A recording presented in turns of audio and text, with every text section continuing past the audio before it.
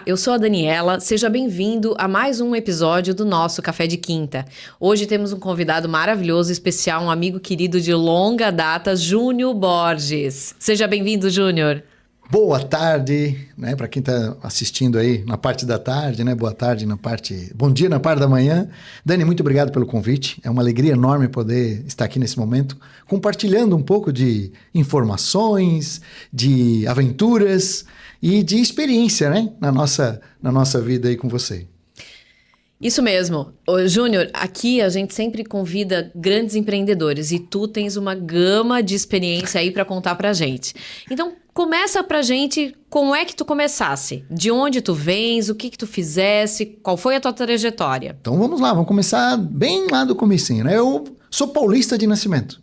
Eu vim com 10 anos para Santa Catarina, meu pai é Catarina, minha mãe é mineira, só que meu pai foi para São Paulo, conheceu a minha mãe lá, meu pai trabalhava numa padaria e a minha mãe era manicure. Se conheceram e aí casaram e tal. E com uns 10 anos, meu pai voltou aqui para Santa Catarina.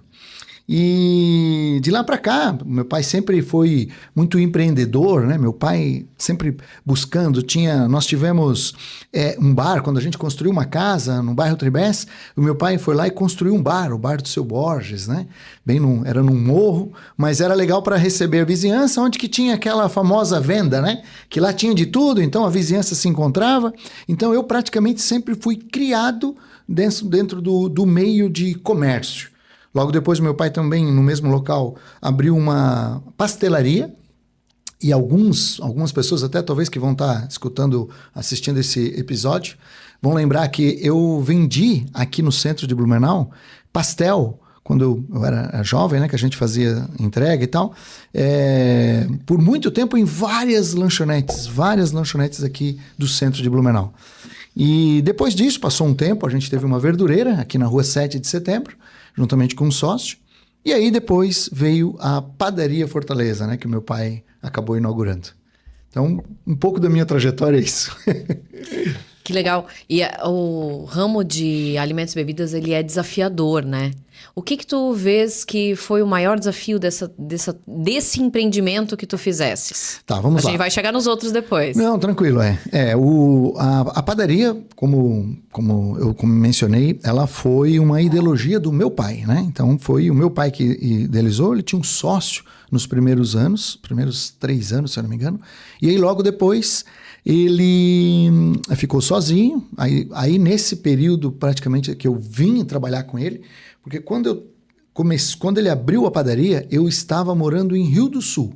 E foi lá que eu conheci a minha esposa. Aí logo depois eu vim ajudar meu pai na padaria e fiquei na padaria por muitos anos, né? E como você falou, literalmente é um ramo muito desafiador. É um ramo que, principalmente hoje em dia, a gente teve até uma reportagem recente agora, que saiu aí durante esse mês que passou, a falta de mão de obra, né? Então sempre houve uma mão de obra muito específica na parte de produção, essa parte de produção do padeiro profissional, mas hoje o grande desafio, além desse profissional, são os próprios atendentes. Então, quem é do ramo de alimentação sabe quanto é desafiador hoje ter as pessoas certas para trabalhar dentro do nosso estabelecimento. E aí, quando a gente vai falar de padaria, ele é um pouco diferente ainda dos comércios tradicionais. Vamos tirar aqui fora mercado e vamos tirar restaurante, porque nós temos a parte de produção, né? A parte de indústria. Então, isso é bem interessante também, porque demanda um horário muito mais específico, né? Desde a hora que o padeiro chega de manhã até o fechar do empreendimento. Então, durante muitos anos, eu estive à frente da padaria, né? Meu pai faleceu em 2006 e dali para frente eu fiquei à frente da padaria até 2022, quando aí eu passei a bola para o meu filho Rodrigo. Na Padaria Fortaleza, vocês tiveram a transição de gerações. Sim. Vocês começou com o teu pai. Uhum. Que desafios vocês enfrentaram nessa transição de passar o negócio de pai para filho? Sim, uma boa colocação essa tua, né? Para as empresas familiares, sempre é um desafio, porque muitas vezes, e isso pode ocorrer com muitos tipos de negócios, No passado eu tinha visto, mas eu não tinha entendido. Hoje eu entendo um pouco melhor, né? Como eu estou sentado aqui na outra cadeira agora, de como que muitas vezes a família ela deposita um grau fortíssimo de confiança na continuidade do empreendimento.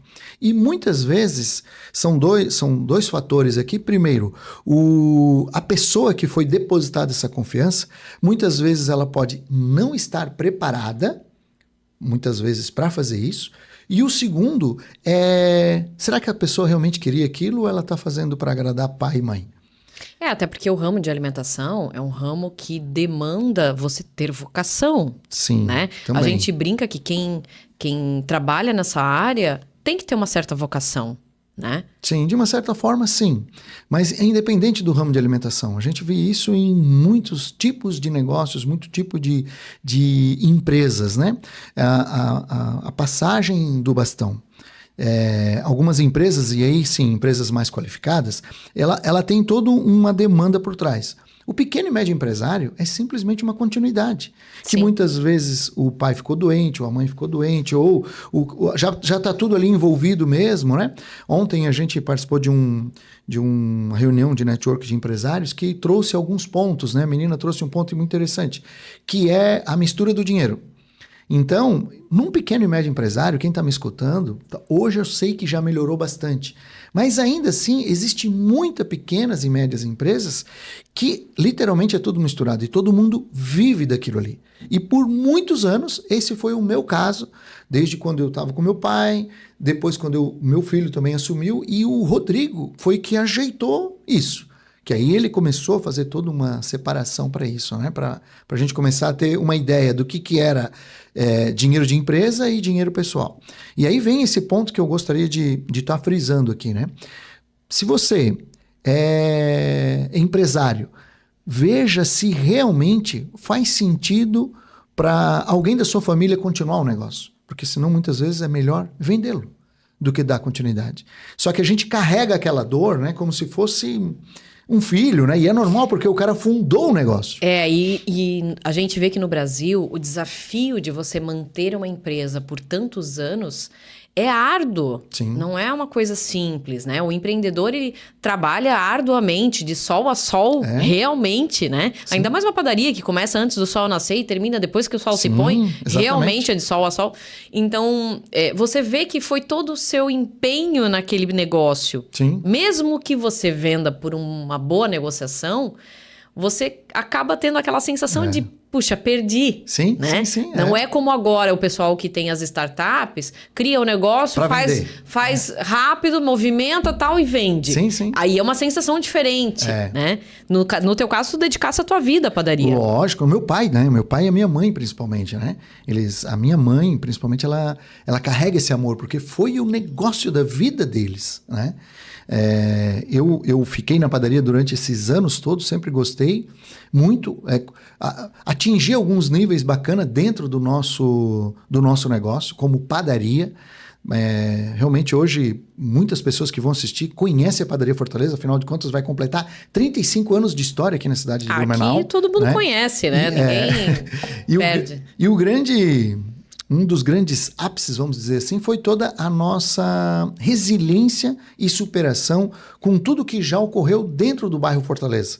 Que a gente passou por enchentes grandes. O meu pai já tinha passado isso lá atrás, né, no passado.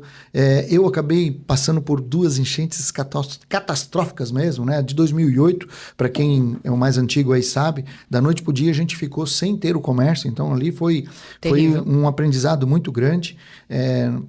Alguns dias depois, tu vai lá no teu estabelecimento e tu vê aquilo tudo virado, né? De cabeça para baixo, tudo perdido.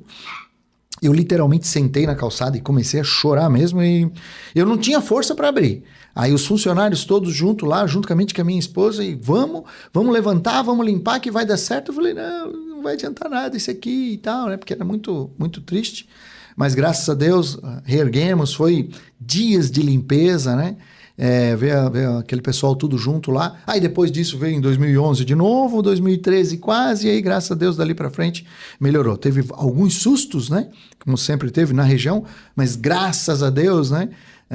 Recentemente agora recebemos a informação de que lá no DIC agora todas as bombas já estão compradas, então a região da Fortaleza, como um comércio de uma maneira geral, já vai ficar mais seguro e mais tranquilo, porque por muitos anos era impossível a gente dormir com chuva quando estava chovendo já uns 2, 3 dias naquela região. Então o empresariado ficava muito afetado com isso, né? Sim. E aí tu fala dos funcionários, colaboradores a ajudarem, né? A gente já teve algumas histórias aqui no canal de realmente como o pessoal pega junto aqui, né? E que é uma dificuldade hoje de você encontrar colaboradores que não é nem o vistam a camisa, mas é o realmente se comprometer com o trabalho que está fazendo. Sim. Né? E na padaria ainda mais específico, porque realmente a pessoa para fazer o pão, para fazer o doce, ela tem que ter mão para isso. A gente fala que tem que ter mão. É engraçado, eu tenho uma irmã que ela faz alguns doces de tortas frias maravilhosos. Mas se ela botar a mão numa massa de bolo, desanda. Sim, né? sim, sim. Então isso são coisas que são específicas dessa área, né?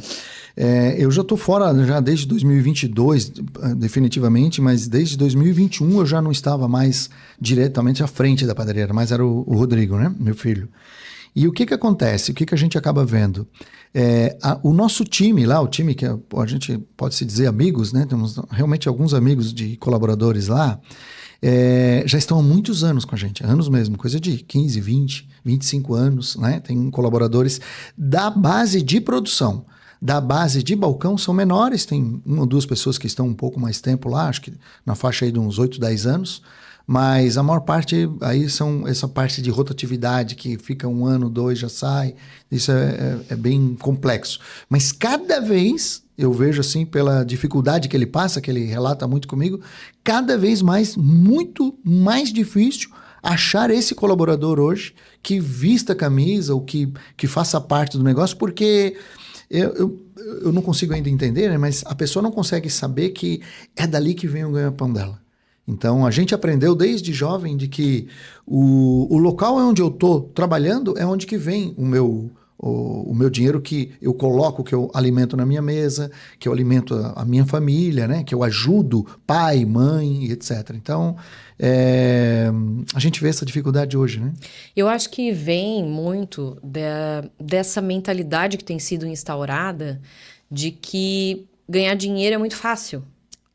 Você tem que ter em mente de que você tem as possibilidades. O mundo de hoje te dá muitas possibilidades. Mas quando você assume um trabalho, você tem que se comprometer com aquilo. Sim, com certeza. E eu acho que esse comprometimento não está na mentalidade dos mais jovens hoje. Isso é uma dificuldade. Talvez a parte da internet, né? Talvez a parte da internet traga essa possibilidade para as pessoas, onde que eu vou fazer um videozinho na internet, no TikTok, né? Que agora é do jovem, né? E eu posso ficar famoso.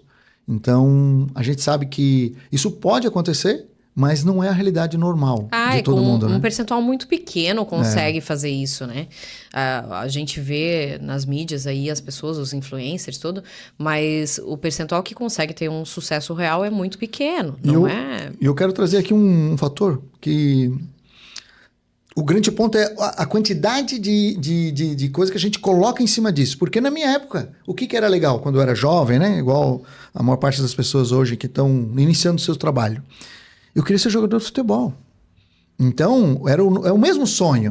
Só que quantas pessoas que se tornam realmente jogadores de futebol que vão ganhar dinheiro forte lá na frente. Isso. E assim criou-se, né, essa bola de possibilidades, né? Onde que todo mundo ficava numa redoma, o cara vai ser jogador de futebol e tal. E isso ocorreu com muita gente. Só que se tu não tiver uma base familiar que vai te sustentar, que vai te segurar, ou que vai dizer assim, agora chega, vem pra cá e tu vais ter que seguir um caminho, tu vai ter que ter uma profissão, tu vai ter que fazer alguma outra coisa.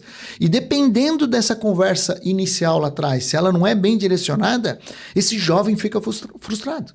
E ele pode ficar frustrado hoje em dia, a mesma coisa que o videozinho dele não deu views. Então, é muito interessante como a gente consegue ver essas situações, né? A gente falou com algumas pessoas aqui sobre educação, né? Desenvolvimento pessoal e tal. E é um ponto bem interessante, porque como a frustração está sendo minimizada na primeira infância, na adolescência eles começam a não saber lidar com a frustração. Exato. E aí, nesse meio em que a gente está vivendo, que tem essa dificuldade toda, como é que tu vê a parte da inovação que está vindo? Porque, assim, em alguns lugares do mundo já estão robôs atendendo. Sim. Principalmente no atendimento, Sim. está sendo passado para os robôs. Então, hoje não é tão acessível, hoje ainda é uma implantação cara de você fazer na sua empresa. Mas como é que tu enxergas isso? Eu sou um cara meio fora da curva, como eu sempre falo às vezes, né? Eu sou meio doido, porque eu sou apaixonado por tecnologia, de uma maneira geral. Não sou o cara de TI, dessas coisas. Eu gosto de usar a tecnologia a meu favor, né? Lá atrás, há um tempo atrás, a gente já queria fazer a reforma, que hoje a padaria está desse jeito, né? O Rodrigo encaminhou bem isso, que é uma empresa, algo com mais de autoatendimento. Ainda precisa melhorar muito para isso, mas já temos uma parte lá de um buffet, o cliente se serve sozinho e tal, que querendo ou não vai ser uma tendência. Algumas regiões isso já é fortíssimo, e algumas regiões ainda demandam um pouco mais. Mas por quê? Porque, querendo ou não, no caso do atendimento, eu, pelo menos, acredito, né, que ainda precisa ter um determinado calor humano um pouco maior em algum determinado momento. Porque a pessoa ela precisa se sentir pertencente àquele determinado tipo de ambiente. Se tu vai num restaurante, se tu vai comer um fast food, não importa. Ou tu tens algo que te distancie muito bem, como por exemplo um McDonald's da vida, que vai te dar lá o preço e aquele tipo de produto que está batendo toda hora na televisão, na tua cabeça. Ou você vai naquele ambiente que você gosta de sentar naquele lugar, tem uma boa comida, tem um bom atendimento, né? Que a pessoa te atende e tal. Então, a gente vive esses dois lados ainda. Agora, tecnologia vai dominar várias áreas. E isso vai trazer uma mudança no mercado como maneira geral. É fatal. Espero que pelo menos quem no futuro for ficar, saiba pelo menos apertar o botão que precisa, né? Porque tem que ter também. Vai ter que saber fazer, pelo menos aprender a apertar o botão. A gente já discutiu isso também aqui, que tem pontos de diferença geracionais nisso, né? Então, os lugares que atendem pessoas do 40 a mais são lugares que tem mais interação, que tem o cardápio em papel, que tem outros fatores. Exato. O pessoal que atende a juventude geração Z, sim. né? Sim. É tudo no tablet, ninguém fala com ninguém, o cara paga sozinho, ele resolve e tal, porque eles gostam de interagir menos. Mas ainda assim, é um desafio você lidar com os dois. Uma padaria atende todo mundo. Sim. Né? Falando em padaria, já que a gente está nesse tema, né? Você trouxe isso muito bem. A gente não está mais, a minha esposa recentemente foi lá dar uma mão lá pro meu filho e tal, e a gente nota nitidamente a troca de perfil por causa dessa troca que é ele. Ele traz toda essa pegada de juventude, né? E a gente tinha... Então, ali tá essa mistura ainda um pouco, né? Então, tem a pegada da juventude, dessa pegada dele, que ele traz esse lado jovial. Não precisa... Não existe tanto essa interação entre o cliente e o atendente, digamos assim. Mas, ao mesmo tempo, tem a geração antiga, que ainda está comprando, que ainda está indo, né? E as pessoas mais... Você trouxe um nome que agora eu não estou... Tecnológicas, né? A juventude mais tecnológica, ela está se dando melhor com isso. Então, essa parte hoje lá de digitar toda a parte de produto que tem lá no sistema, tudo automatizado, eu vejo assim que a turma nova se encaixa melhor. Quando ele coloca uma pessoa um pouco mais de idade, aquilo ali já é um problema entender, lembrar de código para estar lançando. Então, eu vejo essa dificuldade e a gente consegue ver, se tu parar para notar, em alguns estabelecimentos aqui é a mesma coisa, né? Muitos entregam a comandazinha de papel ainda que tem os números, que as pessoas preferem escrever os números, e lá o cara no caixa a pessoa digita, como tem as de comanda eletrônica, que a pessoa já vai gravando os códigos e tal, e vai colocando, né? Então, isso é um fator interessante que você trouxe. Eu já comentei mais de uma vez, né, que isso interfere no faturamento, e você tem que fazer essa análise periodicamente. Por quê? Porque, às vezes, você implanta uma automação, né, no atendimento, principalmente onde dá diferença, às vezes, no faturamento. E aí você não percebe que você decaiu o ticket médio, por exemplo. Sim. Por exemplo, quando a gente vai numa pizzaria ou em alguma coisa assim, O pessoal 40 a mais, as mulheres da minha idade, elas já têm um óculos pra longe, um óculos pra perto, um óculos multifocal, que daí ela saiu de lente, ela não levou, né? Então, dependendo do lugar, você não tá apto a abrir um tablet e fazer a escolha. Então, quando eu tô com o meu filho já abre, já faz, eu digo o que eu quero, tá. Mas, se eu tiver que fazer e tiver que prestar atenção naquilo, às vezes eu pedi uma caipirinha. Aí, quando você vai pedir de novo, você olha o preço e diz, agora eu vou pedir uma água com gás. Porque eu revisei o preço. Quando você tem um garçom atendendo, uma pessoa no atendimento, você tem aquela pessoa que está induzindo a venda o tempo inteiro. Sim. E induzindo não de uma forma ruim. Porque você tá ali e você gostaria de tomar mais uma. Se não tem ninguém para te oferecer, tu acaba mudando pelo preço. Ou reavalia. Você está sendo servido e não se servindo. Isso. Entendeu? E aí, quando a gente é mais bem servido com uma pessoa de atendimento mais bem treinada em vendas, o ticket médio fatalmente sobe. Exato. Isso é uma análise que a gente tem que fazer periodicamente. Tu falou que fez a transferência para os teus filhos, né? Para o teu filho. Quando é que tu percebesse que ele conseguiria fazer isso ou que ele queria fazer isso? Porque a gente falou da transferência geracional, né? Quando é que tu percebeu que ele ia aqui dominar? Tem um fator entre ambos os casos, vamos trazer. Tanto eu, que eu sempre já estive junto com meu pai. O meu pai, em 2006, ficou doente e eu assumi a padaria, basicamente. Foi natural? Foi obrigacional.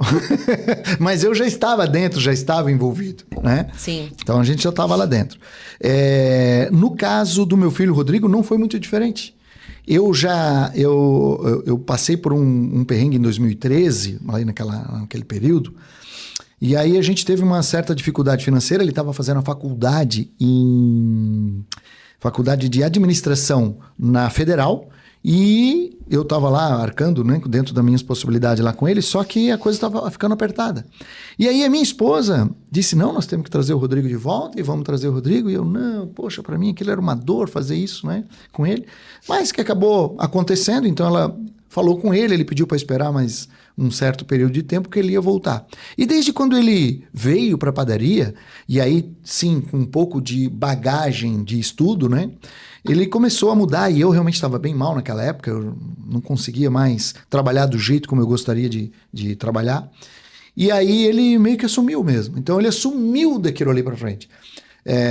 Aparentemente, né, hoje a gente vê que ele gosta, que ele domina, mas ao mesmo tempo, talvez a mesma coisa que eu vi comigo, eu vejo acontecer com ele. O cansaço ele acaba vindo mais cedo, porque assumiu uma responsabilidade muito cedo. E aí vem aquelas perguntas, né? Esses dias a gente estava conversando. Será que isso era realmente o que eu queria? Porque a pessoa, de novo, trazendo em negócio de empresa familiar, a gente acaba dando continuidade muitas vezes sem saber se aquilo funciona ou não. Estou trazendo do meu caso e eu tenho quase certeza que acontece com muitos casos. Se a gente vê aqui em Blumenau, tem muitas empresas que seguem de família para outro, né? E às vezes não é nem a empresa em si, né? É uma profissão. A gente vê isso com médicos, vê isso com advogados, vê isso com arquitetos, né? Então, assim, a gente vê que às vezes a pessoa seguiu a carreira da família e aí ela chega ali nos 40 e poucos e pergunta, e aí, o que eu vou fazer? Não era o que eu queria fazer? Vou mudar de carreira, começo de novo, né? Sim. E aí, falando em começar de novo, tu começasse de novo várias vezes. Tu já tivesse outras coisas. Conta um pouquinho pra gente. Uma das coisas mais incríveis que eu tenho, né, que começou lá na primeira enchente em 2008.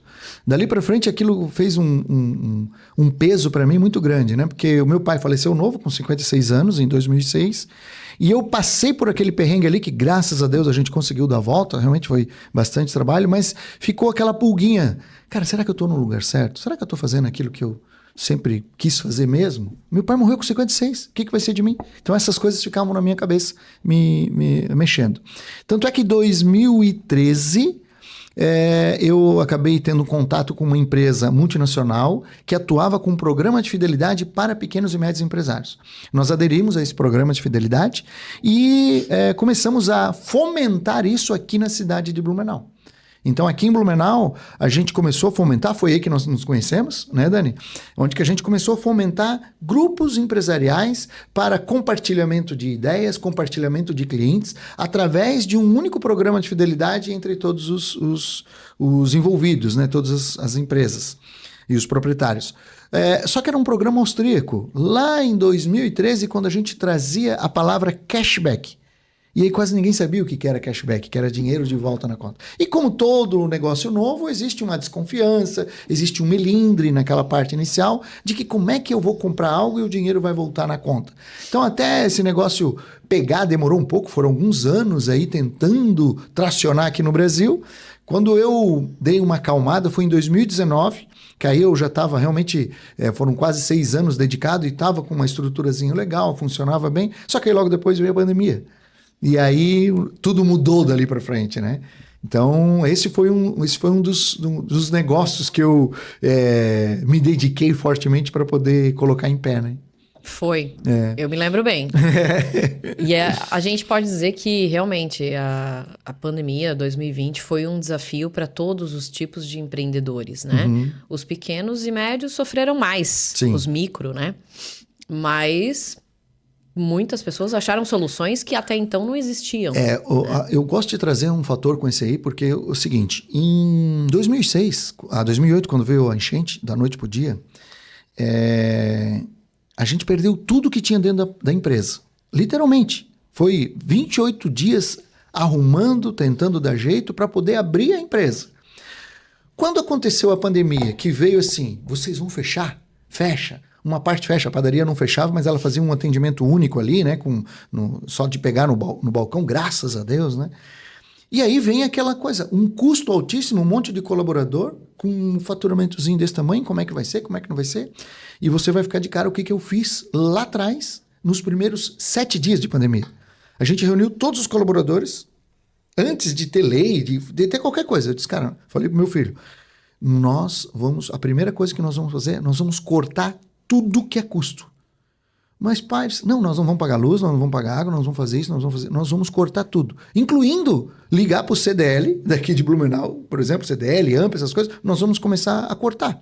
Até, era uma discussão, não pode. Disse, não, eu não quero pagar R$50 por mês, eu não quero, porque eu não vou estar faturando. E eu expliquei para o meu filho. Em 2008, quando deu a enchente, a gente perdeu tudo, não tinha as coisas aqui dentro, e a gente conseguiu dar a volta por cima. Eu falei, agora a gente tá com tudo aqui, tá tudo guardadinho. Não tem perda nenhuma ainda. Não tenho perda. Então o que eu preciso fazer? Se precaver. Reduzir faturamento. E aí nessa reunião de colaboradores, a primeira coisa que a gente fez foi, nós vamos reduzir o salário de todo mundo. Vai ser da seguinte forma, essa primeira semana que a gente já ficou parado, a gente vai ter uma pequena redução, e ficava em 87,5% do salário, e a partir do segundo mês, que estava entrando outro mês ali, né, do período, a gente vai reduzir em 50% esse valor, só que vocês também só vão trabalhar 4 horas por dia. E nós vamos fazer uma escala para que todo mundo trabalhe 4 horas por dia e a gente não vai demitir ninguém. Então esse foi o nosso primeiro aparato. Logicamente a gente teve que acabar fazendo algumas demissões de pessoas que realmente já não estavam comprometidas, né? Mas a gente manteve toda essa classe de trabalhadores junto com a gente, reduzimos custos, seguramos um monte de coisa, mas cortamos mesmo e foi mais fácil de dar a volta por cima daquilo ali. Então, isso foram aprendizados lá de trás que fizeram com que se tornasse mais fácil nesse momento. E aí eu quero trazer um outro fator com relação a aprendizado. Quando eu falei que eu conheci aquele programa, né, que eu sempre fui um cara que vivi muito dentro da padaria e quando as coisas começaram a desabrochar, vamos falar assim, né? Lá atrás, em 2013, quando eu conheci essa multinacional, que eu comecei a estudar, tudo também fui participar de um evento em São Paulo do T. Harv Eker, que é o escritor do Os Segredos da Mente Milionária. Foi bem naquele período que eu estava meio mal e a minha esposa me provocando, falando, você tem que ir, você tem que abrir a tua mente, você tem que ir. Então, eu fui participar desse evento em São Paulo com o dinheirinho, assim, ultra mega contado. Que não dava para fazer nada, que teve um determinado momento... Quantas vezes a gente toma esse desafio, né? De fazer as coisas, às vezes sem o capital, às vezes sem a estrutura. Sim. E vai. de dormir em carro, né? Como já aconteceu algumas vezes. E aí eu fui para lá e lá eu tive um saculejo do T. Harv Eker. Foi quando ele veio, a única vez que ele veio no Brasil. Então o evento de 3 dias foi com ele, junto com o Doug Nelson também. E foi algo assim que mexeu muito comigo. Ali eu tive um grande aprendizado que eu sou responsável pelo meu sucesso ou pelo meu fracasso. Isso. Então, a partir daquele momento eu comecei a tomar algumas decisões da minha vida. E por ter participado daquela imersão de 3 dias, foi onde que dali para frente tudo mudou. No sentido de que eu preciso estar conectado com outras pessoas, eu preciso aprender novos negócios. Não é porque eu sou vou trazer entre aspas aqui, né, pessoal? Um simples dono de padaria que eu não posso aprender outros negócios, ter outro tipo de negócio, aprender. Se desafiar. Se desafiar, exatamente. Se desafiar é uma coisa muito impressionante. E tudo isso começou a ocorrer a partir daquele momento. E foi ali que eu comecei a participar de tudo que era evento. Participei de algumas imersões em São Paulo. Então, sempre quando eu tinha disponibilidade, eu ia com os mesmos desafios de sempre, muitas vezes, ficando em hotel que tem gente que não tem coragem de parar na frente hoje. Eu posso dizer de certeza que eu já fiquei em alguns lugares assustadores. E a minha esposa, ela é cúmplice disso, porque em algumas vezes que eu levei ela junto, ela assim, pelo amor de Deus, nós nunca mais vamos ficar aqui. Nunca mais. Mas a gente passa por essas etapas e aí as pessoas olham o sucesso e acham que foi fácil. Sim, sim. Acham que não teve percalços. Dessa tua trajetória, o que significou a tua família? Tu falas bastante da tua esposa, eu conheço a Adriana, né? É uma pessoa maravilhosa. Mas o que significou a tua família, a estrutura familiar em todos esses desafios? De todos os momentos, né, vividos lá atrás em 2006, quando eu perdi meu pai, lógico, né, mas 2008, 2011, eu tive uma grande força familiar naquele período de enchente, né? Mas naquele momento eu também tinha que ser forte porque eu era o homem, eu era o esteio da família. Eu sou o único filho homem e com 2 irmãs. Então, quando aconteceu o falecimento do pai e as 2 enchentes, trazendo padaria, mas ao mesmo tempo a minha mãe e a minha irmã, que moravam no bairro Fortaleza, também perderam tudo lá. Então foi muito desafiador porque eu tinha que ser o machão, o homem que estava liderando tudo. E eu carreguei isso por muito tempo mesmo. E de uma maneira muito tranquila, porque eu sou um homem e eu tenho que resolver os problemas, né? Isso sempre foi. Até 2023. 2023 eu passei por um baque muito grande mesmo, que ainda dói muito, né? Ainda tem uma dor gigante aqui dentro, mas que dia a dia eu venho superando, dia a dia. E junto com isso veio também um diagnóstico da minha esposa, de que ela estava com um tumor no cérebro. Então foi muito desafiador. Da noite para o dia eu tive um outro negócio nesse período, né? Eu acabei indo para uma área de investimentos, eu comprei uma licença de uma empresa para a gente poder atuar no mercado, totalmente dentro da nossa parte, totalmente regulado, tudo certinho, né? Já tive pessoas do podcast que participaram aqui contigo, que conheceram, souberam do negócio, e infelizmente o negócio veio a pique. Só que nossa parte, sempre tudo certo, e a empresa deu um golpe e foi assim uma coisa surreal. Para quem é sério, para quem se formou dentro de um mercado onde que tu pode sair na rua e olhar no olho de todo mundo pela tua ideologia, pela tua vontade, da onde eu me construí, que foi dentro da minha trajetória como empresário, passar por uma situação dessa foi muito traumático. E junto com isso veio a doença da minha esposa. Junto. Da noite pro dia, a gente se viu sem dinheiro, se viu as coisas escapando da mão, e aí veio o diagnóstico de doença dela, e chegou num determinado momento, que né, por muito pouco eu realmente não tirei a minha vida, né? Fiquei muito mal. Tem até umas fotos na internet lá, quem quiser ver. E não é para fazer de pena, não é porque eu consigo entender hoje o que muitas pessoas passam quando elas, da noite pro dia, a vida dela pode virar de cabeça para baixo. E toda força e inteligência emocional que muitas vezes a gente tem, não é fácil de se pegar, não é fácil de conseguir se agarrar nisso. Não tem como manter, né? Não é tão simples, apesar de ser possível, mas não é tão simples. Principalmente dependendo do tipo de de perfil da pessoa, que é muito o meu caso, que eu sempre me coloquei no lugar de todo mundo.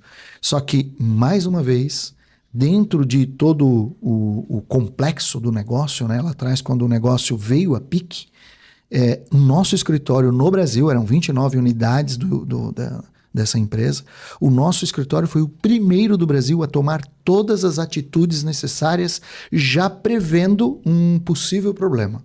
E eu vou explicar para ti por quê.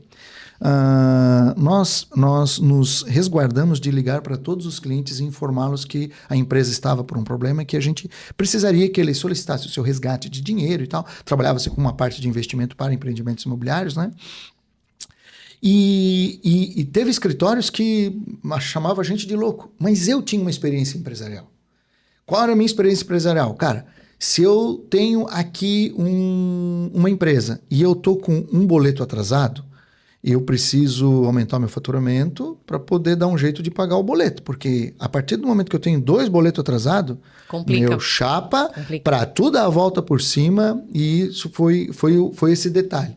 Então, 2023, tudo certo, lindo e maravilhoso dentro da nossa estrutura montada como empresa que prestava serviço, né, para eles.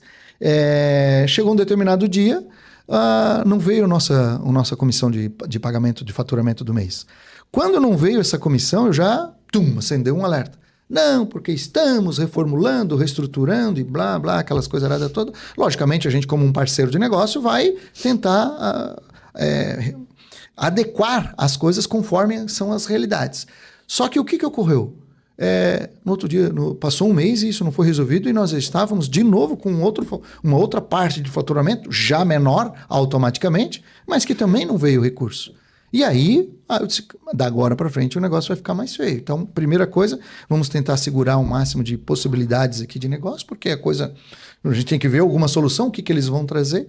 E dentro desse estouro todo aí, né, só para que você entenda, eu e o meu sócio, juntamente com outros donos de escritórios, né, terceiros no Brasil, nos organizamos para ir até a matriz, que ficava em Curitiba. E nesse dia, no caminho, meu sócio estava de Timbó e eu estava em Rio do Sul.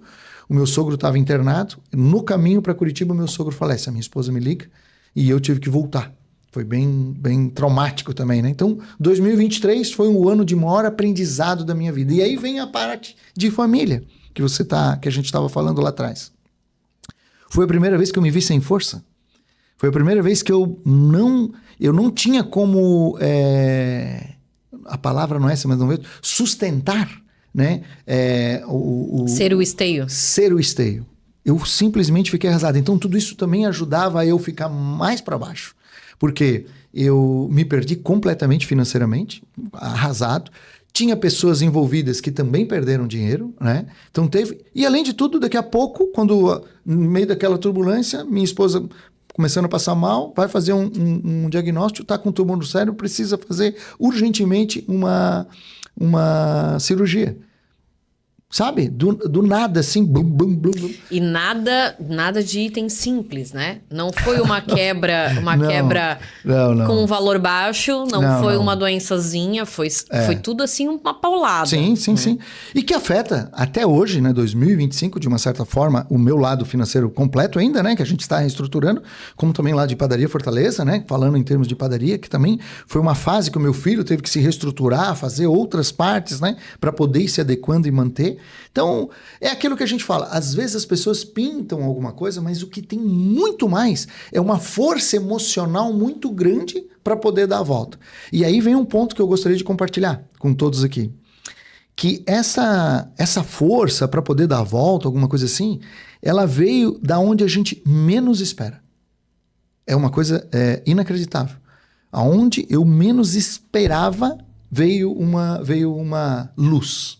Eu estava eu estava fazendo Uber, né? Num período ali, deixa eu até voltar um pouquinho antes, né? Pra gente não ter problema. A minha esposa, com o diagnóstico dela, a gente quebrado naquele momento, graças a Deus a gente fez uma reunião lá familiar, aí vamos trazer a parte da família. O meu filho rapidamente se movimentou e disse, pai, nós vamos fazer uma vaquinha. Eu disse, vaquinha, meu Deus, quem é que vai ajudar com vaquinha? As pessoas conhecem a gente, não sei o quê. Cara, então assim, até hoje eu quero agradecer a todos que doaram R$1, R$5, R$10. Foi através da vaquinha que conseguiu fazer a cirurgia. E o mais legal ainda, aí você vai ver o ponto da gente ser pessoa séria, honesta, e o network que foi feito lá atrás conseguiu coisas incríveis. Eu tive uma pessoa que através de grupo de network que eu participava em São Paulo, ela entrou em contato comigo para doar todo o material que ia ser utilizado na cirurgia. Ela era uma proprietária de uma empresa que fabricava as partes cirúrgicas, né? Talas, essa parte de metal. E ela entrou em contato. Júnior, o que o hospital precisar, nós vamos enviar. E vamos enviar um profissional junto também. O profissional acabou não precisando vir, que aí o próprio hospital todo. Então, ela doou o material de placas que a minha esposa teve que colocar na cabeça, parafuso e etc e tal. Ela precisou, a gente teve essa doação disso. Olha só que coisa incrível, né? E além de todas as outras pessoas que ajudaram. Então, mais uma vez, o network fez essa força, né? E aí eu sempre, voltando a falar de grupo de network, acabei me isolando nesse período, me isolando mesmo. Fiquei em casa, eu não tinha condição de sair na rua, tinha muita vergonha, né, por tudo que tinha ocorrido. E também estava acabado. Estava fazendo Uber. E um determinado dia, uma menina me manda uma mensagem no Instagram. Foi uma coisa muito surreal. É uma pessoa que eu também conhecia de network, mas pontual, assim, sabe? Quando a gente encontra 2, 3 pessoas de vez em quando num grupo, eu sei que ela participa daquele grupo, mas não é uma pessoa que eu sentava e conversava. Oi, tudo bem? Como é que tá a tua vida? Não. Era uma pessoa que ela, num determinado dia, ela estava participando, ela estava fazendo uma terapia, e nessa terapia ela disse, veio demais você e sua esposa na minha mente hoje, demais nesse momento. E eu tô te mandando essa mensagem porque eu acho que é um chamado que você tem que procurar essa pessoa para conversar. Não sei se você acredita ou não acredita. Bem, independente se acredita ou não, quando tu estás lá embaixo no chão, qualquer coisa que tu tens, tu vai se agarrar, porque tu já não sabe mais o que fazer da tua vida. Pesquisei na internet, o Rafael, terapeuta, que ele é de Brusque, mas ele atende aqui em Blumenau também. Acabei agendando essa conversa lá com ele. E foi algo assim surreal. Era como se fosse literalmente um chamado. E ali, nessa terapia, eu pude conseguir entender assim do meu eu, para a gente poder começar a trabalhar e começar a reviver. Foi incrível. E a partir dali eu comecei a me achar e me conectar mais com Deus. Então foi um outro tipo de conexão, sabe? Que primeiro eu tive que entender quem eu era como parte espiritual, não como parte material. Não o Júnior empresário, não o Júnior que já fez um monte de coisa, não o Júnior que quebrou. Não é esse. É o Júnior essência, entende? E é naquele momento do cara essência que aquilo que aflorou é muito incrível, porque independente de que qualquer pessoa passe, todos nós temos uma essência. Sim. E essa essência que é que está no teu espírito, é aquilo ali que tinha força. E nessa terapia foi onde que eu pude ser atingido por isso. Cara, você é muito melhor do que isso, do que aquilo outro. E aquilo me reanimou, sabe? Pra você, cara, eu vou recomeçar. Porque, como um financeiro afeta qualquer coisa, né? Eu estava afetado pelo financeiro. Porque nesse momento, quando essa menina me mandou mensagem, minha esposa já tinha feito cirurgia, já estava melhor, já tinha muita coisa boa acontecendo. E eu não conseguia ver nada disso. E aí a gente começa...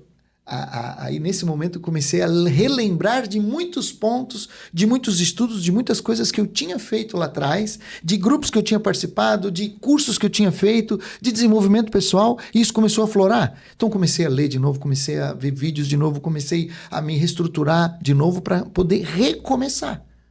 É interessante, né? Eu ia te dizer o seguinte, que... Falei pra caramba, né? Não, imagina. A gente tá aqui para isso. Quando a gente fala de responsabilidade pessoal, que tu falou do T. Harv Eker, né? Às vezes a gente acha que a responsabilidade é só de atos e tal. Mas na realidade hoje, quando a gente estuda um pouquinho da física quântica, que tu vai para essa área, tu diz assim, eu preciso entender o que me fez criar todos esses problemas na minha vida. Sim, sim. Né? Então, isso é um ponto que as pessoas tendem a ignorar. Nossa, Deus não me ama. Não é isso. Não, né? não, de forma alguma. Aí, quando você cai, realmente, eu já vi algumas pessoas com problemas financeiros graves. Eu trabalhei há muitos anos no Rio de Janeiro. Teve um empresário que ele saiu de uma sociedade, um empresário muito querido, gostava muito dele, ele já faleceu atualmente. Foi meu chefe mais de uma vez. Ele saiu de uma sociedade com uma dívida de 1.450.000. Numa época em que o dólar era 1 para 1, praticamente. Nossa. Então, era muito dinheiro, né? E ele trabalhando, focado, em questão de 2 ou 3 anos, ele estava já com só 200 mil. Entendeu? Então, foi trabalhando, foi resolvendo. O problema financeiro, ele desestrutura muito Sim. quando a pessoa tem menos... vou dizer assim... uma forma de falar, né? Tem menos relacionamento com Deus, ou é menos religioso. Sim. Porque as pessoas que têm alguma espiritualidade mais aflorada, a tendência é elas terem mais resiliência. Sim, né? exato. Então, assim, tudo isso aconteceu, e aí a pergunta é, o que eu tive que aprender com isso? Claro, nossa, sem sombra de dúvida. O que tu vês hoje que tu aprendeu com isso? O grande ponto e eu acho que isso foi um dos principais fatores, né? Principalmente para o negócio que eu estou hoje, né? Como o cuidado que a gente tem que ter, vamos trazer a parte da confiança do teu dinheiro na mão de algumas pessoas ou na mão de algum determinado tipo de negócio. E tudo o que se existe, e aí eu não estou querendo trazer, mas qualquer estudo um pouco mais aprofundado disso, de como o nosso sistema financeiro ele é melindre, de uma certa forma.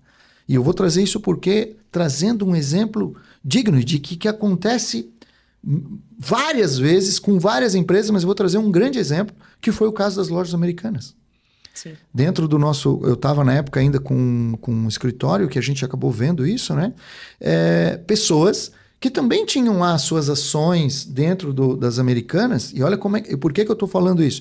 Porque toda a estrutura que nós tínhamos acesso dentro da empresa que a gente representava, estava tudo sempre 100%.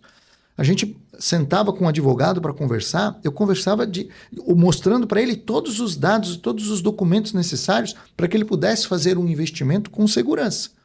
Só que a partir do momento que o dinheiro está lá dentro daquela empresa, nem eu, nem o advogado, nem ninguém sabe o que a pessoa lá responsável pelo dinheiro vai fazer com o dinheiro. E aí foi o que eu estou trazendo no caso das Americanas, que é justamente isso. Balanços irreais fizeram com que ela fosse longe até chegar um certo dia na bolsa que não tem mais jeito, caiu, e que não foi muito diferente do que aconteceu conosco.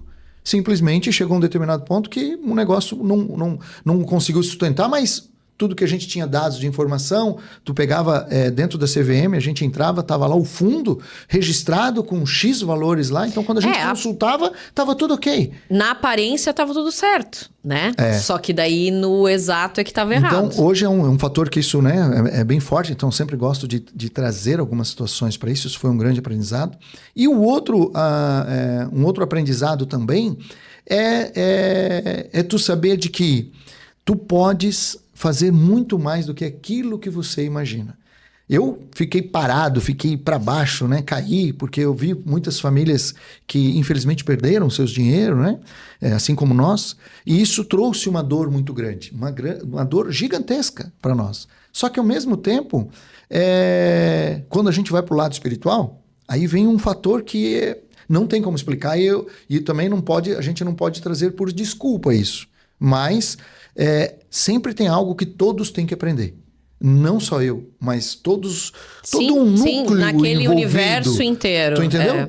Teve um núcleo envolvido que alguém tinha que aprender alguma coisa. Tanto eu como outros, né, de uma certa forma. Isso a gente vai debatendo e vai trazendo nessa parte holística, digamos assim, muitas possibilidades, né? Mas, ao mesmo tempo, a gente acaba vendo outras pessoas do mesmo jeito. Eu tive parceiros, donos de escritório igual eu, que tiraram a vida. Teve uma pessoa que tirou a vida. A mesma coisa, o mesmo desenho que aconteceu comigo, aconteceu com outros 29, 50 sócios, aí, dois em cada escritório, 50 e poucas pessoas, donos de escritório, que também tiveram seus negócios, né? Que além de perder dinheiro, perdeu um negócio, que foi o meu caso. Então, assim, muito traumático quem passa por isso. Aí vem todo o parto. Como é que eu dou a volta por cima? Como é que eu faço a parte para dar resiliência? Você tem que buscar, primeiro, o apoio espiritual, e se você tiver um apoio familiar, que foi o meu caso, foi muito bom, foi excepcional. Porque a minha base, minha sogra, minha mãe, né, as mulheres, porque eu já não tinha meu sogro e já não tinha meu pai. Né? Então, elas foram duas âncoras. Aí vem a minha esposa, mesmo doente, depois sempre junto comigo, os meus filhos, né? As minhas irmãs me apoiando, meus cunhados. Então, esse primeiro grupo, que é o nosso primeiro círculo familiar, foi muito importante. E aí, logicamente, né? Aí a gente vai trazer pontualmente alguns amigos. Porque numa fase dessa não é tão simples da gente ter amigos, né? As pessoas se afastam, muitas pessoas escutam coisas que não sabem o que é, e aí acaba julgando, e é normal, e tá tudo certo. E muitas vezes as pessoas dos círculos que não são amigos, são só conhecidos, né? Sim. Não ficam sabendo. E tem muita gente que não sabe. Não sabe. Eu fiquei sabendo muito tempo depois de tudo que tinha acontecido, sabe? Exato. Então, assim, a gente para de ver a pessoa, mas tu estás tão no meio do teu próprio problema. Sim. E às vezes eu digo isso, né? As pessoas tendem a dizer, mas o fulano não me deu bola. Não fez... Gente, cada um está lutando a sua luta. Lutando a sua realidade. Se ele não te ajudou, talvez ele não consiga te ajudar. Sim. Né? Então a gente tem que tratar as coisas como elas realmente são e não majorar o problema, né? Sim. Mas tu tens toda a razão. Quando a pessoa tem a espiritualidade e aquele círculo familiar unido, ela lida melhor com todos esses problemas. E eu vejo que isso é o mais gostoso que a gente pode dizer disso, né?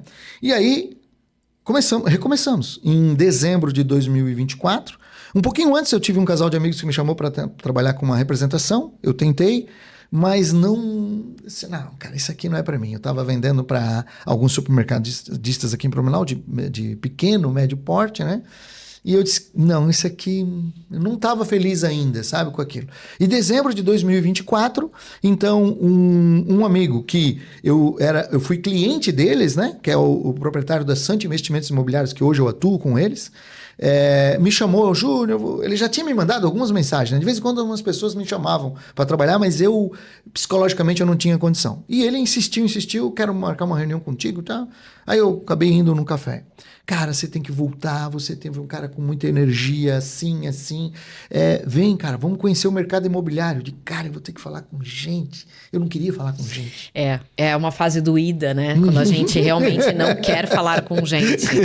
Eu passei também meus desafios por esse período. Eu não queria falar com gente e tal. Tu faz dentro do necessário e do obrigatório. Tu tá trabalhando, as pessoas do trabalho você fala. Mas para você sair de volta da casca demora e é árduo. Não é uma coisa simples. Aí ele me chamou. Como eu disse, todo mundo teve seus desafios. É verdade. Me botou no carro e me levou para a região de Barra Velha. Então eu dei uma volta naquele litoral, Penha, Pissarras e Barra Velha. Ele me apresentou e, pasmem, eu não conhecia aquilo lá.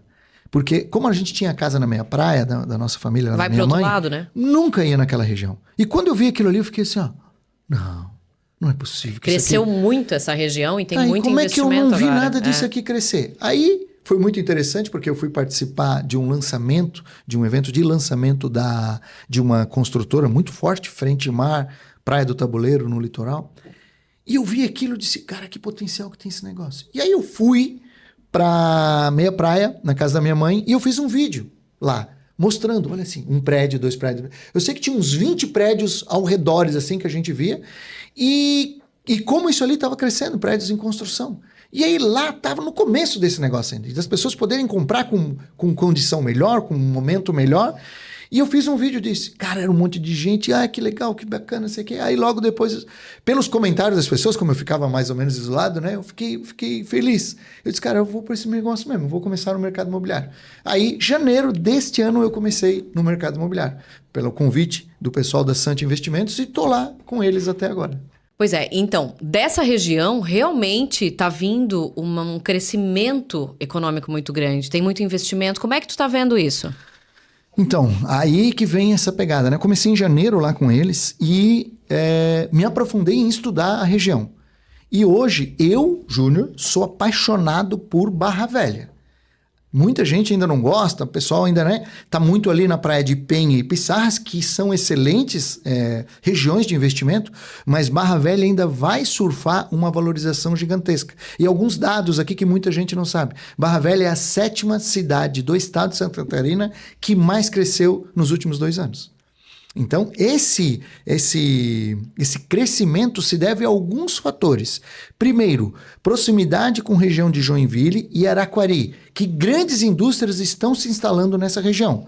Automaticamente, se eu tenho grandes indústrias, eu tenho mais moradores, alguns cargos mais eletivados, né? E essas pessoas vão precisar veranear em algum lugar. Esse veraneio vai acontecer onde? A praia mais próxima? Na praia de Barra Velha. E tem uma praia em específico, que é a Praia do Tabuleiro, em Barra Velha.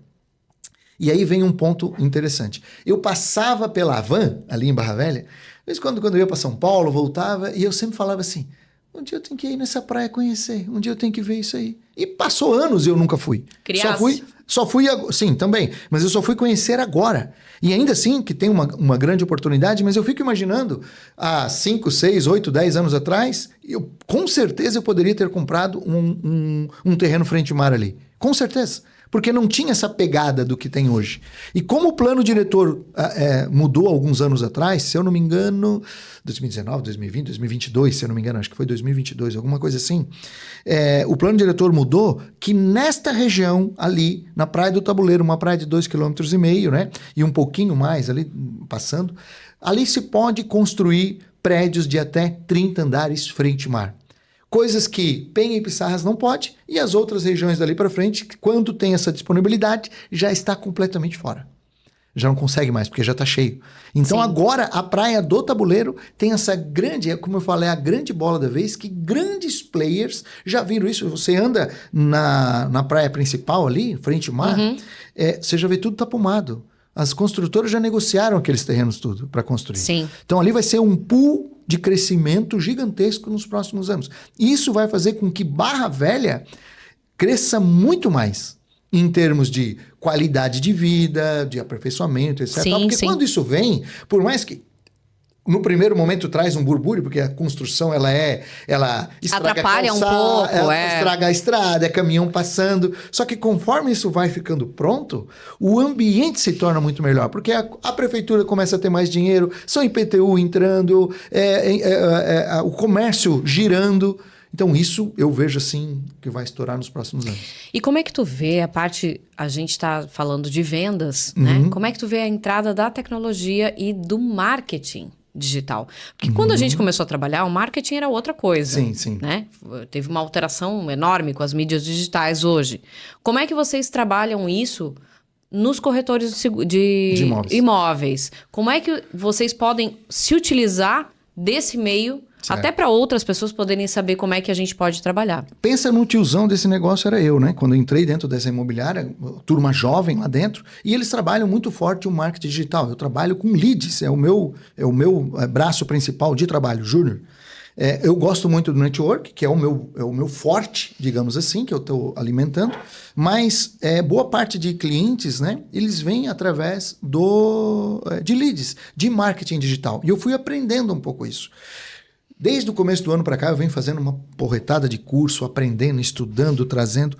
Eu vou falar rapidamente aqui da Borges, Inteligência Imobiliária. Isso foi agora, tá? Esse mês que eu acabei trazendo, realmente desenhando esta marca, esse negócio, que vai ser um negócio que vai ter aí para o futuro, né? Acabei de criar esse CNPJ para poder representar a empresa que eu trabalho e também lá para frente trazer outras possibilidades de negócio. E por que da inteligência imobiliária? Porque é justamente o que eu vejo hoje de uma falta no mercado, que acontece com a maior parte das imobiliárias, de que eu tenho muitas vezes o cliente aqui e a maior parte das pessoas se preocupa somente em vender o empreendimento para ela. Só que dentro de um meio imobiliário, temos muita coisa que a gente pode estar atuando com esse mesmo investidor, com essa mesma pessoa. E isso que eu estou desenhando, montando, estruturando aqui para a gente poder trazer para os nossos clientes. Incluindo, um dos estudos que eu fiz foi a parte de atendimento automatizado, de IA, né? Para leads, respostas mais rápidas. É uma coisa que funciona muito bem em alguns determinados casos, sim. Não é muito o meu caso, porque a gente ainda não utiliza isso dentro da nossa imobiliária, né?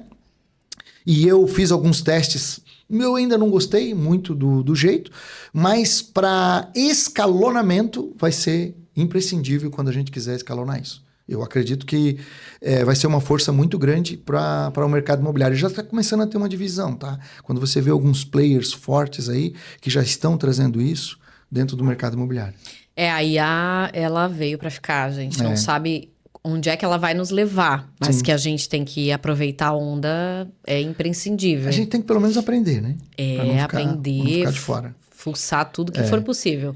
Júnior, tu és uma pessoa extremamente inquieta, tu tens essa mente criativa que tá sempre buscando uma nova forma de fazer alguma coisa. Eu tenho um pouco isso também, Sim. que eu tô sempre pensando no que mais eu posso fazer e eu te vejo assim também. Tu entendes que hoje tu já encontrou o teu propósito? O que tu busca no teu propósito? Eu acredito que sim, porque naquele meu período de baixa ali, Sabático. eu não sabia nem quem eu era, né? E hoje, quando eu fui entender que esse nosso propósito é aquilo que é a nossa essência, e para mim a essência é isso que nós estamos fazendo aqui, é conversando, é trazendo, é trocando informações, e o mundo das vendas ele possibilita isso. E dentro do mercado imobiliário, de verdade, é onde eu estou me encontrando mesmo. Porque aqui tem vários fatores que a gente pode estar agregando de bem para uma pessoa. Primeiro, que é o primeiro sonho de todo mundo, que é ter a sua casa própria. Eu acho que esse é um grande fator. Eu não trabalho diretamente com esse público, não é o meu caso. Mas já é legal de quando a gente conversa com alguém sobre isso.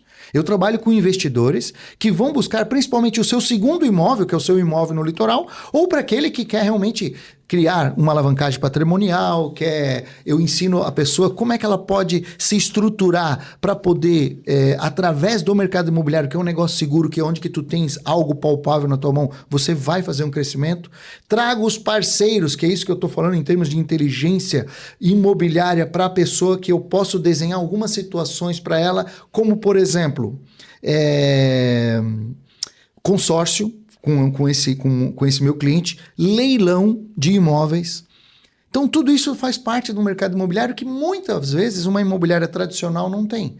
E aí tem que ter alguém que tenha um pequeno conhecimento, mas esse conhecimento transformado em network de pessoas sérias que eu posso trazer como base de negócio, olha, eu posso te oferecer esse serviço, é o que acontece. Nessa minha inquietação, igual você falou, né? Uma das coisas que eu estou trazendo também, e aí, ano que vem nós vamos fazer um evento, já está bastante coisa desenhada para isso. É um evento onde que vai vir uma pessoa dos Estados Unidos para cá, a gente vai fazer uma palestra voltada à parte de dolarização patrimonial. Então, nos próximos dias aí, provavelmente no começo do ano, já vai estar disponibilizado para as pessoas. Eu vou estar disponibilizando possibilidades de investimentos no mercado imobiliário nos Estados Unidos, em Orlando. Então, eu já estou lá com um contrato assinado com a pessoa, estou desenvolvendo um pouco mais, já tem alguma coisa na base, mas a ideia é levar uma dolarização para investidores dentro do mercado imobiliário. Que a gente sabe que precisa, né? É um diferencial. É um diferencial, a gente precisa ter opções diversificadas, né? Júnior, com tudo que tu passou, o que tu farias de conselho pro teu eu de 20 anos atrás? Ou 30? Primeira coisa, não, é bem importante isso, né? Que eu realmente não tive esse conselho e como eu sempre fui empreendedor, quando eu conheci a Adriana, e eu espero que um dia que a gente esteja tomando um café, eu quero que você pergunte isso para ela. Nós namorávamos e eu trabalhava na empresa junto com ela. Meu pai estava começando a padaria nessa época, mas eu trabalhava de vendedor em Rio do Sul, na Esponqueado, essa empresa nem tem mais lá agora. E nesse local, eu falava para ela assim, olha, eu vou abrir uma lojinha para ti, e aí a gente vai ter um negocinho e vai... Então, eu sempre queria empreender. Então, primeira coisa, se você quer empreender, empreenda. Se você puder sair, conseguir fazer isso, faça, tenha coragem, empreenda, desenhe, planeje isso. Só que uma coisa importante que eu nunca fiz e eu nunca dei valor porque a gente não teve esse aprendizado é aprenda sobre o mercado imobiliário. Porque de tudo que tu já viu dentro de qualquer coisa nos últimos... Eu tô com 54 anos. De tudo que eu já vi foi o terreno, o imóvel se valorizar. Não importa. Pode acontecer casos pontuais de alguma coisa. É muito pontual. Mas não acontece de uma maneira onde que eu fiz um investimento, consegui ter uma valorização, aprendi, vendi. Busque informações sobre esse meio. De verdade. E eu não fiz isso. Eu demorei muito tempo para aprender sobre isso. E se tu fosse passar para quem está começando a empreender nessa área da corretagem imobiliária, o que tu darias de conselho? Independente se é corretagem imobiliária ou não. Primeira coisa, leia livros. Existem alguns livros voltados a esse negócio. Um deles, como eu trouxe aqui, o livro do T. Harv Eker, né? Que é Os Segredos da Mente Milionária. Como fazer amigos e influenciar pessoas. As 12 chaves do Janguier Diniz. São ferramentas que você vai ter para poder se crescer. Você tem que primeiro, né, uma das chaves que o próprio Janguier nos traz, você precisa se modelar. Quem é que você vai modelar? Modelar não precisa ser imitar. É saber aonde esse cara acertou e o que ele errou para não fazer. Para fazer certo. Faça network, participe de grupos. Não veja o teu parceiro ou a outra pessoa como um concorrente. Isso, dentro do meu segmento de planificação lá atrás, eu nunca fiz isso com ninguém. E todos os meus amigos que estiverem escutando vão saber. Nós sempre fomos parceiros. Então, todo mundo que está como empreendendo, você vai saber se destacar pelo teu diferencial. O que você vai fazer de diferente? Busque informações, busque como você pode fazer diferente. Dentro do que eu comecei esse ano, eu sou um neném dentro do mercado imobiliário, eu não sei praticamente nada, eu venho aprendendo. Eu já estou desenhando coisas, buscando modelagem, comprei cursos de pessoas bacanas para a gente poder aprender, me encontro com pessoas para poder aprender sobre o mercado imobiliário. São 2 pontos bem interessantes, né? O primeiro terra é terra. Sempre foi e vai continuar sendo. Sim. Né? E o segundo ponto realmente, a gente tem que achar mentores e procurar as informações sobre aquele ramo que a gente quer. Porque às vezes a pessoa tem a tendência de achar que ela faz bem pão e vai abrir uma padaria. Sim, é importante planejar, sim. É importante ter uma noção de gestão, é importante buscar as informações e, às vezes, uma consultoria especializada. Né? Júnior, eu me perdi. Tudo é feito por pessoas. Independente do que for. Se você está fazendo um negócio com um IA, vai ter que ter uma pessoa para usar essa tua IA. Eles ainda não são autônomos. Né? É verdade. Sempre tem que ter pessoas. Então, dentro de qualquer negócio, envolva-se com pessoas. Eu acho que esse é o grande ponto para qualquer empresário. Para qualquer pessoa, de uma maneira geral. E o que na tua vida nunca te perguntaram? Pois é, essa pergunta, né? Quando você trouxe... a pergunta mais difícil que tem aqui no canal. Eu vou até... A gente vai até rir aí, porque só vinha porcaria na minha cabeça para falar... Isso aqui, né? E eu não tenho ideia do que nunca me perguntaram, sabe? De verdade. Até porque eu sou muito... Expansivo, falo facilmente, né? Se a pessoa me perguntar, eu já estou falando, né? Então, essa pergunta eu realmente não sei te dizer. O que nunca me perguntaram. Vamos trazer para quem quiser fazer essa pergunta, né? Escreva aí nos comentários, traz aí para poder... Faça perguntas. Faça perguntas. Vai ser um prazer responder. Faça perguntas para o Júnior Borges. Eu não tenho receio, não tenho medo de responder nenhuma pergunta, não. Júnior, queria te agradecer. Foi um prazer ter você aqui no nosso canal. E fazer essa conversa que eu fiquei aqui só escutando, porque falar contigo é sempre um aprendizado. Eu falo demais, né? Nada, isso é uma maravilha. Quero te agradecer muito a tua presença aqui hoje. Dani, obrigado. Obrigado por esse momento, né? Eu gosto muito disso, gosto de conversar, gosto de contar as histórias. A gente pode contribuir muitas vezes com muito tipo de pessoas, muito tipo de negócios, né? E eu gosto de fazer de verdade, de coração. E quando a gente fala de pessoas, igual eu trouxe agora, né? Eu acho que esse é um dos grandes propósitos de todo ser humano. Quando a gente vem para a Terra, que a gente nasce, nós temos acordo em algum momento que nós temos que ajudar alguém, ajudar de alguma forma.